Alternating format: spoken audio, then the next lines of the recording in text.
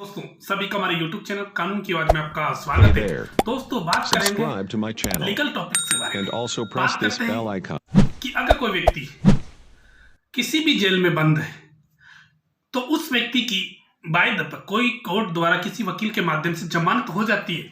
तो जमानत होने के बाद आप किसी भी व्यक्ति की अगर जमानत देने जाते हो तो किन बात का ध्यान रखना चाहिए, किन किन बातों का आपको ध्यान रखना चाहिए, सारी चीजें आपको इस वीडियो में बताऊंगा। लेकिन आप अगर हमारे इस चैनल पे नए हो तो प्लीज हमारे चैनल को सब्सक्राइब कर ले और बेल आइकन को प्रेस कर ले, जिससे आपको नए नए वीडियो की नोटिफिकेशन आपके पास पहुंच सके या मैसेज आपके पास आ सके। अब बात करते हैं, मान लो आपने देखा होगा बहुत सारे व्यक्ति जेल में बंद हो जाते हैं, फिर उनकी जमानत हो जाती है। लेकिन जमानत का आदेश होने के बाद जब तक मान लो कोर्ट ने जमानत के आदेश दी 50-50 हजार की 2 जमानत आपको पेश करना है इस केस में, तो आप किसी भी व्यक्ति की जमानत देने जाते हो तो उसके पास या वही व्यक्ति जमानत दे सकता है जिसके पास कुछ जमीन हो, 4 व्हीलर गाड़ी के कागजात हो, वो व्यक्ति ही जमानत दे सकता है। लेकिन जमानत देने से पहले आपको क्या सोचना चाहिए कि मान लो वो व्यक्ति जमानत देने के बाद फरार हो जाता है तो आपकी क्या जिम्मेदारी बनती है,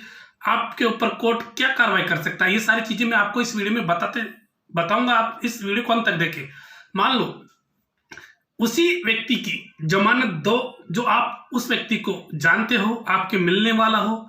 जमानत देना कोई बुरी बात नहीं है, जमानत देना कोई बुरी बात नहीं है कि जमानत व्यक्ति देता है। मान लो कोई व्यक्ति 302 का है, 379 का है, क्राइम किया हुआ है, कोर्ट हर व्यक्ति में कोई मर्डर भी कर देता है उसमें भी जमानत मांगता है, तो जमानत देना कोई बुरी बात नहीं है। लेकिन उसके कारणों और उनकी क्या क्या बातों को ध्यान में रखना चाहिए। मान लो आपने अनजान व्यक्ति की जमानत दी, वो व्यक्ति मान लो उस केस से फरार हो जाता है, उसकी जमानत जब्त हो जाती है, तो आप पे क्या बीत सकती है, आपके ऊपर क्या दायित्व है।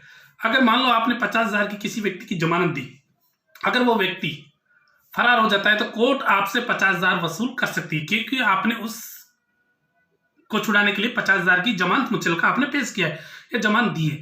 लेकिन मान लो वो व्यक्ति पकड़ में आ जाए तो आपको किसी को दिक्कत नहीं। लेकिन मेरा कहने का मतलब यह है कि किसी भी व्यक्ति की आप जमानत दो, कोई बुरी बात नहीं है, लेकिन जमानत देने से पहले आप सोच ले कि ये व्यक्ति अपने मिलने वाला है कि या नहीं है। हम अगर ये व्यक्ति नहीं आता है तो कोर्ट में अपने इस व्यक्ति को ला सकते हैं, कोर्ट में पेश कर सकते हैं, पुलिस को पकड़ा सकते हैं।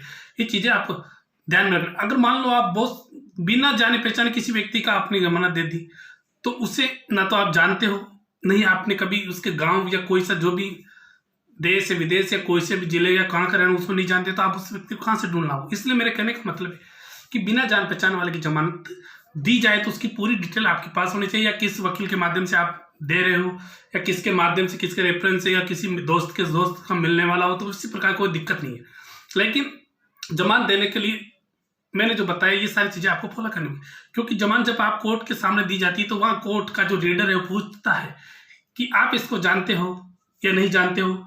जानते हो तो आपने कितने हजार की जमानत दे रहे हो कि 50 हजार की। अगर ये व्यक्ति नहीं आएंगे तो आपसे 50 हजार वसूल लेंगे। ये सारी चीजें वहां होती है कोर्ट में। इसलिए मैं आगाह करता हूं कि आप किसी भी व्यक्ति की जमानत देना बुरी बात नहीं, लेकिन जब तक आपका मिलने वाला नहीं हो या ऐसा व्यक्ति है जो बार बार क्राइम करता है तो उस व्यक्ति की आप जमानत मत दो। लेकिन जो व्यक्ति आपका मिलने वाला है उसकी जमानत देना अपना फर्ज बनता है। इसलिए दोस्तों मैं इस वीडियो में इतना बताना चाहता हूँ कि किसी भी व्यक्ति की जमानत दो, ये बुरी बात नहीं है। नहीं, जमानत देने से पहले उसका बैकग्राउंड मालूम होना चाहिए कि ये व्यक्ति किस प्रकार का है, किस प्रकार का नहीं है। सारी चीजें कौन से केस में आप दे रहे हो, कौन सी ऑफेंस का केस है, सारी चीजें आपके पास होना चाहिए।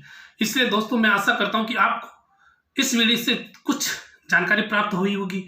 अगर आपको कुछ जानकारी अच्छी लगी है तो दोस्तों इसे लाइक जरूर करें और ऐसे ही नए नए वीडियो देखने के लिए हमारे चैनल को सब्सक्राइब करना ना भूलें। थैंक यू, धन्यवाद।